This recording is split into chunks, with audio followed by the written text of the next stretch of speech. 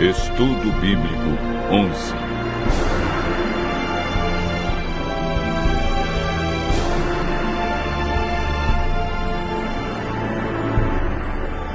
Os 6 passos da salvação. Hoje vamos aprender um dos temas mais fascinantes da Palavra de Deus: a salvação. O estudo está dividido em 3 partes: a salvação no Antigo Testamento, a salvação no Novo Testamento e 6 passos que o homem deve dar para confirmar a salvação.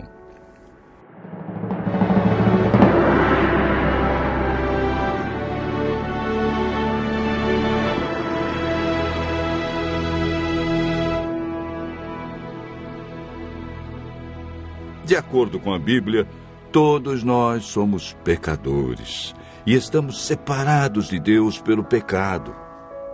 O profeta Isaías afirma que as vossas iniquidades fazem separação entre vós e o vosso Deus, e os vossos pecados encobrem o seu rosto de vós, para que não vos ouça. Isaías 59, verso 2. Para nos livrar das consequências do pecado e da morte eterna, Deus nos concedeu um presente. Mateus capítulo 1, verso 21 afirma: ela dará à luz a um filho, e lhe porás o nome de Jesus, porque ele salvará o seu povo dos pecados deles. O evangelista João, no capítulo 3, verso 16, diz: porque Deus amou o mundo de tal maneira que deu o seu Filho unigênito, para que todo aquele que nele crê não pereça, mas tenha a vida eterna. Em toda a Bíblia, a salvação é apresentada unicamente pela graça. O termo usado para referir-se à salvação no Antigo Testamento é graça. Em Gênesis 6, verso 8, lemos: porém Noé achou graça diante do Senhor. Gênesis 15, verso 6, nos fala de Abraão. Creu no Senhor, e isso lhe foi imputado para a justiça. Davi orou: volta-te, Senhor, e livra minha alma. Salva-me por tua graça. Salmo 6, verso 4. No Antigo Testamento, o homem era salvo mediante a fé no Cordeiro, que viria para tirar o pecado do mundo. Vejamos agora como ocorre a salvação no Novo Testamento. O plano de salvação que existe no Novo Testamento é uma continuação do plano descrito no Antigo Testamento. A Bíblia não apresenta uma mudança no plano da salvação. Lemos em Atos 15, verso 11, uma das crenças da Igreja Apostólica. Mas cremos que fomos salvos pela graça do Senhor Jesus, como também aqueles o foram. O apóstolo Paulo, em sua carta aos Efésios 2, verso 8, confirma que a salvação é por meio da graça. Porque pela graça sois salvos mediante a fé. E isto não vem de vós, é dom de Deus. A salvação foi concretizada na cruz do Calvário, onde Deus provou o seu amor por cada um de nós, sendo nós ainda pecadores. A consumação final da salvação ocorrerá na segunda vinda de Cristo. Na terceira parte do estudo de hoje, veremos 6 passos que confirmam nossa salvação.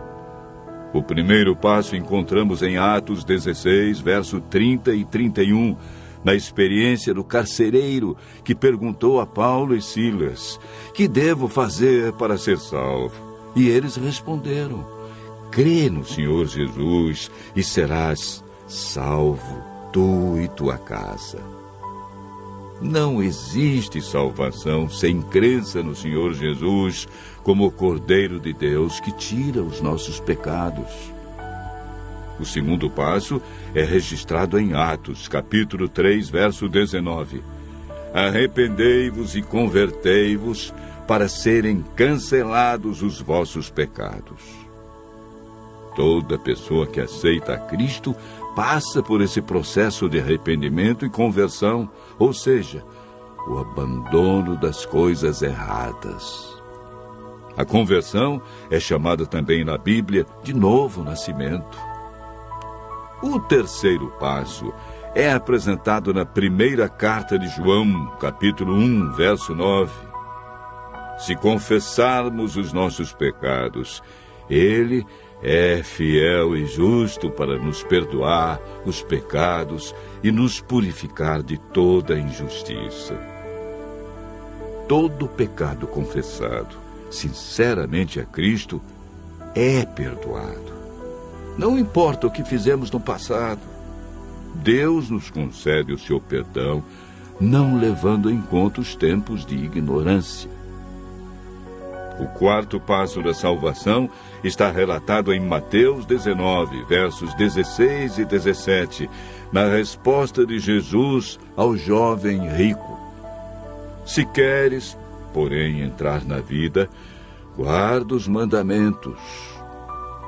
O amor que o jovem rico demonstrava por Jesus não era suficiente para viver em conformidade com os mandamentos.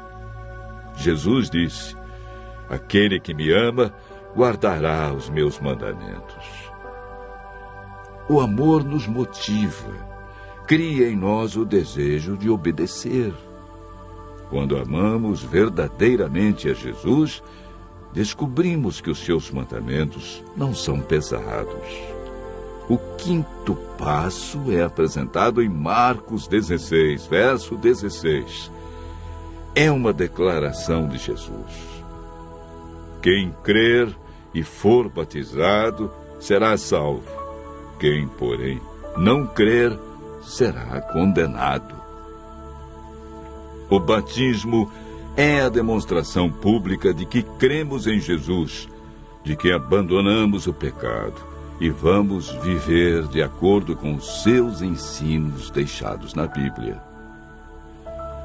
O último passo para a salvação encontramos em Mateus 24, verso 13, na declaração de Jesus. Aquele, porém, que perseverar até o fim, esse será salvo. Perseverar é continuar praticando os ensinamentos que aprendeu.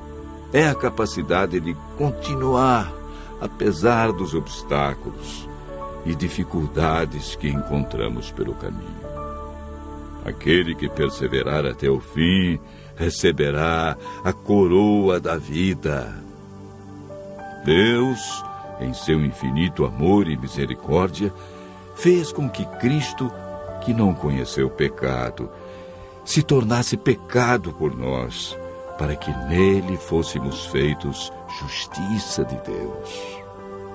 Por meio do Espírito Santo, nascemos de novo, somos santificados, nossa mente é renovada. O Espírito Santo escreve a lei de Deus em nosso coração e recebemos o poder para levar uma vida santa. Permanecendo nele, nos tornamos participantes da natureza divina e temos a certeza da salvação. Continue ouvindo a voz de Deus e aceite a salvação e o poder que Jesus nos dá para viver uma nova vida.